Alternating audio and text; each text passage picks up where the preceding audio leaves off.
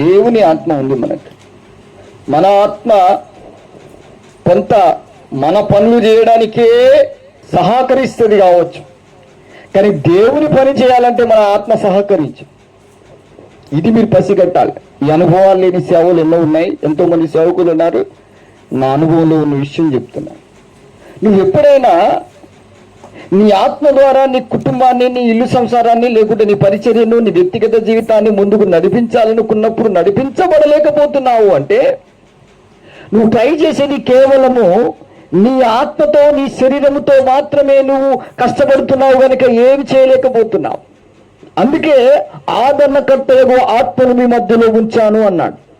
ఆదరణకర్త ఎందుకున్నాడంటే నీవు అనాథగా అంటే మన ఆత్మతో, మన శరీరంతో పోరాడి పోరాడి పౌలులా, మన పేతురులాగా నిద్రమత్తుడు ఏమైపోయాడు? పేతురు నిద్రలో జారుకొని చాతగాక పడిపోయాడు.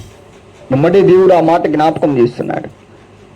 శరీరము బలహీనతే గాని ఆత్మ ఎప్పుడు, ఎనీ టైం. ఎవరి ఆత్మ? 24 గంటలు నీ ఆత్మ పని. కానీ ఇక్కడ దైవజనుడు ఏమంటున్నాడు తెలుసా? మేము ఆయనతో పాటు జతపని వారమై ఉన్నాం. హల్లెలూయా. ఈ పరిచర్య నడిపిస్తానని ఆయన మనకు వాగ్దానం చేశాడు. నీవు ఎక్కడ చిక్కుపడిపోయావో, నువ్వెక్కడ వెనకపడిపోయావో, నువ్వెక్కడ ప్రభుని వదిలిపెట్టి నీ జీవిత గమనములో ఏం చేయాలో ఏం చేయ పరిస్థితి, పరిచర్యకు ఆయన వెంబడించడానికి, ఆయన ఆరాధించడానికి ఎక్కడ వెనకపడిపోయావో దాని విషయంలో నీకు